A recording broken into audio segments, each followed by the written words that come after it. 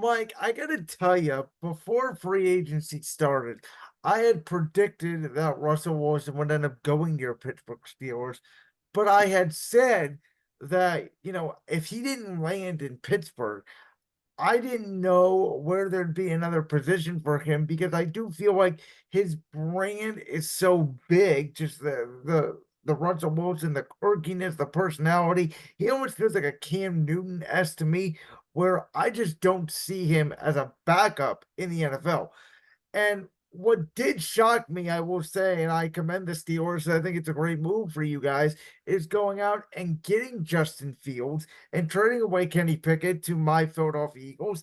I did not expect that. I sort of thought that, the Steelers would like the Kenny Pickett sent behind Russ. It's sort of what the Pittsburgh culture is. They don't move off quarterbacks after a couple years. But I mean, what's your thought? Because to me, this feels like for the first time, and since Ben retired, that the Steelers are actually investing in offense and the quarterback position. Well, Brandon, I know it was a shock to everybody when we saw that Kenny Pickett got traded. It's actually a very great thing that we did this show when we did, that we did the show now instead of Wednesday when all this news hadn't dropped yet. Um, I mean, but Kenny Pickett gets traded to the Philadelphia Eagles, a real shock because I think that the consensus opinion was that everyone believed that the Steelers organization was firmly behind Kenny Pickett. Now we realize that they weren't due to obvious reasons. Some obvious reasons were due to his statistics on the negative side and also because of his injury prone nature in these two seasons. But what I don't think a lot of people expected was his falling out with the organization. Apparently, Jerry Dulac from Pittsburgh Post Gazette reported that he did not receive the Russell Wilson trade information well, and it seemed like Kenny's camp were the group that was involved on this deal, wanting this trade to happen. And at the end of the day, I think it really benefits the Steelers because they were able to land Russell Wilson for pennies on the dollar. Um, I mean, not really pennies. I mean, it ended up being what was the actual number? 1.2 or something Yeah, like it's that. uh, And it's then uh, I mean, land, compared to quarterback money, it is pennies on the dollar. well, and then you have Justin Fields, the guy that's in the last year of his rookie contract. He could sit behind Russell Wilson and barring injury. I mean, if Russell Wilson gets injured, Justin Fields would be ready to go in certain games. And it's unbelievable what the Steelers have done. And it's different than the usual Steelers team of the past. A lot of people have said, well, this isn't your father's Steelers or your grandfather's Steelers. They would stick with Kenny Pickett. I don't know how you could justify a player that, you know, throws more interceptions than touchdowns and doesn't get yards. Like, it's one thing if he could have the ability to put up 300 yards in a game, but I don't know that Kenny Pickett has that ability. And you just can't win that way in today's NFL. And I think that there's a lot of people in Steeler Nation that were afraid to admit that. But then when these two deals were made, I think that reality started to set in. And the thing about Russell Wilson is, Brandon, a lot of people forgot 29 touchdowns, 8 interceptions last year. With that offense and that team, it was no slouch. And I think that Russell Wilson's tenure in Pittsburgh will really only come down to the teams that the Steelers are playing in that first half of the season. If they have a tough first half schedule, and Russell Wilson does not play well on the road, or at home, if the Steelers lose 3 out of 5 games, you could see Justin Fields walking out on the field by week 6. And that's just it, because the Steelers will do everything they can to finish 500 or better and win the division. It's just the team that they are. And I'm ready to see what happens. I think that Russell Wilson's tenure in Pittsburgh is short lived. I mean, of course, if he were to lead the Steelers to a deep playoff run, we would have to reevaluate that. Or if he would somehow lead them to the Super Bowl, then we'd reevaluate. But for right now, this is not a Super Bowl team, but it is a team that is now better and that could better compete with Baltimore and Cleveland in the AFC North. Um, What was your takeaway? Because I was a little shocked by this trading away of Deontay Johnson and then essentially using that money to sign Patrick Queen. Now, this was obviously before the Russell Wilson Justin Fields move, and I had said that it felt very, very Steeler-ish to me, bringing in another linebacker, not investing as much in the receiving core. Now, you could very well draft another receiver in the draft, and I like Patrick Queen as a player, but it just feels like to me if you're gonna bring in two new quarterbacks, unless there was an issue in the locker room that I don't know about, I don't know about subtracting a weapon. Well, I don't know if they're necessarily subtracting a weapon, Brandon. I believe that they will sign another wide receiver. Possibly, they already signed Van Jefferson of the Rams. He's probably their fourth wide receiver now. A lot of reports have been linked to former Pittsburgh native and Pitt standout at the University of Pitt, Tyler Boyd, former Cincinnati Bengal. He could be coming in, but really, this is an opportunity for the Steelers to reap the benefits of a really deep wide receiver draft class. I think a lot of people that don't really know about Deontay Johnson and don't really know about his contract situation. He's in the last year of his contract. So it's a situation where the Steelers aren't going to pay him anyways. And I like the way that the Steelers went about this. They had an offer on the table from Kansas City that was specifically a little bit better, maybe, than this Carolina deal, but they decided that they weren't going to be willing to trade um, a talented asset to Kansas City. And that was their reason why, because they didn't want Kansas City to continue to succeed and continue to be the team that they are. But I support the trading of Deontay Johnson for two reasons. His contract situation, we weren't going to re-sign him. He's about 28, 29. And then number two is it's the different things that Steelers Nation doesn't appreciate. In the Cincinnati game, standing there watching a fumble and not going after the football and being down against New England and he's celebrating in the end zone. Like, we're down losing to the 2-win Patriots. Like, these are things that you just can't have in winning culture. And I'm proud that Deontay is traded. And sure enough, sure enough, I believe that the trades um, in the Kenny Pickett deal, in the Deontay deal, the Steelers are also stockpiled on picks. So they can also move up to get that wide receiver, maybe in the early second round, maybe in the first round.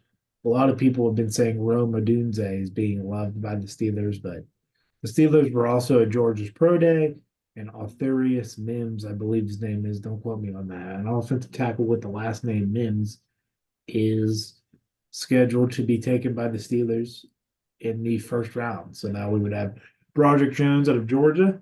We would have Mr. Mims as the other offensive tackle. And then from there, second round, hopefully Zach Frazier from West Virginia will still be on the board.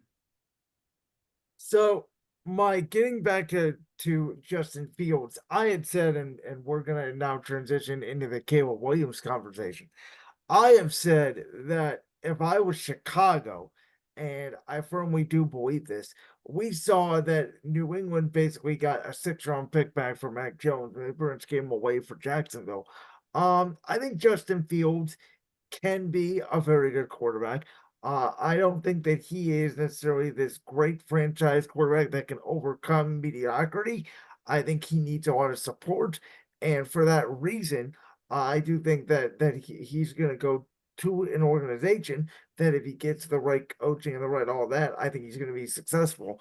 But I was shocked by the outrage of Bears fans who just thought that this guy was like the next coming and they should trade the number one pick and get all these picks and build around Justin Fields. It's like, to me, this is why in your own division, the Packers have gone from Brett Favre to Aaron Rodgers to Jordan Love. It's why the Packers have owned you. It's why Detroit is good now. It's why the Vikings are competent. I mean, if you don't have a franchise starter, and you guys have seen this the last couple of years, a franchise changing quarterback, then you're not gonna win. And I'm sorry. So if I'm Chicago, I'm taking Caleb Williams number one. I'm not thinking twice about it. I think Roma Tuesday, as you mentioned, maybe Malik Neighbors at that number nine spot with their own pick, get him another weapon. And I like what this team has done, in free agency, adding Keenan Allen, adding DeAndre Swift. You already have Cole Kmet to go on with Keenan Allen. I think the Chicago team is not going to be that bad with Caleb Williams. No, I mean, and this is a situation where, based on a lot of reports, Caleb Williams is the best prospect since Patrick Mahomes. Whether that's the case remains to be seen. But listen here, this is a team with offensive talent if they could put it together. And I mean, they have DeAndre Swift from the Eagles. Looks like you got an offense. And on the defensive side of the ball, they were not bad after they traded for Montez Sweat. I mean, there's been a lot of moves for this Chicago team, and I feel like with the Justin Fields situation, it was always going to be messy, and he was a player that you could get more for. I'm very surprised that what they didn't do was in front of No, my. that I completely agree with. I said if I was Chicago, and people can say, "No, you can't do that because you're gonna hurt his feelings," and yeah, I don't care about that. If I was Chicago, I would have waited because Mike, you and I both know there's one team every year. We saw it last year with the Jets. Obviously, Aaron Rodgers goes down 4 snaps into the season that loses their franchise quarterback either in preseason or week one. And we know an offensive coach specifically more than likely would take Justin Fields on the market. And I think Chicago, if you wait till training camp or preseason or even early in the regular season, you could have got, a third round pick or a second round pick for Justin Fields instead of what I feel like is settling for a conditional six that could turn into a fourth. And it's based off playing time. And if Russell Wilson's playing well, Pittsburgh's not going to want to put Fields in there because they would rather only give up a sixth. Exactly. So if it's a situation where Russell Wilson leads the Steelers deep in the postseason, it's it's money for the Steelers, and I just can't believe that they have traded Claypool and a sixth for Joey Porter Jr. and Justin Fields. When you think about that Chase Claypool trade, I don't know if you were aware, Brandon, was for a second round pick from the Chicago Bears. That second round pick that year eventually became the first pick of the second round of the draft. So the Steelers were able to pick, their corner of the future and Joey Porter Jr. And then they also were able to, from a trade with the Bears, just for a sixth, Justin Fields. Unbelievable. At this moment, it is a sixth-round pick for a guy that people thought was going to be one of the best quarterbacks in the NFL, and it just hasn't worked out. So, Mike, if you're Washington now at the number two overall pick, it seems like it's a debate between Jaden Daniels out of LSU and Drake May at North Carolina. I have said I'm not the biggest fan of Drake May. He reminds me a little bit of Mitch Trubisky, who also played at North Carolina. I think he has a little bit of a ceiling, but I think with the right coach, he could potentially be great. I'm just not sure that's in Washington. If I'm Washington, I'm taking Jane Daniels. He's a mobile quarterback. He is a similar to what Cliff Kingsbury, the new OC, has ran, whether it was at Texas Tech, at the Arizona Cardinals, at USC, and with that mobility, will give you a little bit more time to build up your offensive line. You also have some good playmakers with him. So I think Jaden Daniels, if he's in the right situation, is gonna work. If you're Washington, what do you do with that number two pick? I take Jordan Daniels. I think the guy, I mean, he won the Heisman Trophy for a reason. I think his mobile ability helps him. Also, with the signing of Austin Eckler, major move by their part. Good They're, point. they're going to have one of the toughest running games in the NFL. And in order to really run the clock out on teams, win this NFC East that might be a little bit weaker, you run the football. You be a physical football team. And without a doubt, it seems like this NFC East, when you look at it across the board, Giants, they lost their entire offense, of Saquon Barkley. Moving on, I mean, you got Dallas, who has a lot of players in contract years, who's lost a lot of players in free agency. And then you look at a team like the Philadelphia Eagles. I mean, they're playoff worthy, but used to say their offensive line is better than in years past, and that's been the anchor of that team. If the Washington Commanders want to take advantage of the weakness of this division and be able to fly up the field and score, their best bet is to take Mr. Daniels and go from there. So Minnesota the other day acquired a first round pick from Houston. They now have two firsts. And to me, that signals now with them moving on from Kirk Cousins, they want to trade up and they're going to want to get a quarterback.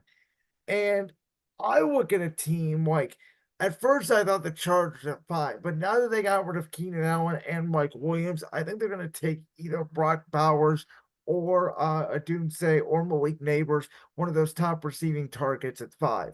So I'm thinking about it, and I'm like, if New England, who just signed Jacoby Brissett, if they don't like, a Drake May, a Bo Nix, one of these quarterbacks. Um, could New England potentially trade back at 3? Is Minnesota? Because I think Minnesota, the team you watch out and you go, that team's going to move up and that team's going to go get a quarterback. Because the reason why they moved out Kirk Cousins is so then they could pay Justin Jefferson and keep him and surround, their young quarterback with all this young receiving talent. Right. I mean, that's definitely a team that I would see moving up because they don't really have options right now. I mean, I couldn't even tell you who the backup is on Minnesota, which means they should be ready for this. They should be ready and they should be willing to pound the table with either New England or the Chargers, for that matter, and try to move up and try to take a quarterback. I mean, as far as who they should take, I mean, maybe Michael Penix. Maybe JJ McCarthy comes to mind. One of these proven winners that can get the ball out and get it to the top receiver in the world, so be it. JJ McCarthy to me, and you can tell me if I'm wrong, I have him linked to Denver. I think that is the perfect fit. I think him, Sean Payton, he's been a part of a winning culture. He's not going to go up script. We know he didn't throw for a lot of yards his last couple games at Michigan, but he really didn't need to because he had a great run game. And Denver, obviously, right now only has Jarrett Stidham on the roster. So they're going to go ahead. They're going to make a move at quarterback. And to me, McCarthy just is the perfect guy for Payton to groom. Mm-hmm. Makes sense. I mean, Drew Brees was a Big Ten guy, so I understand.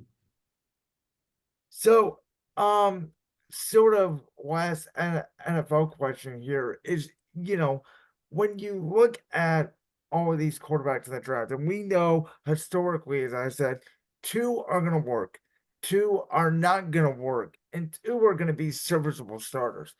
Um, I don't know where guys like Bo Nix and Michael Penix, JJ McCarthy, I feel like they're sort of quarterbacks where it depends on where they land.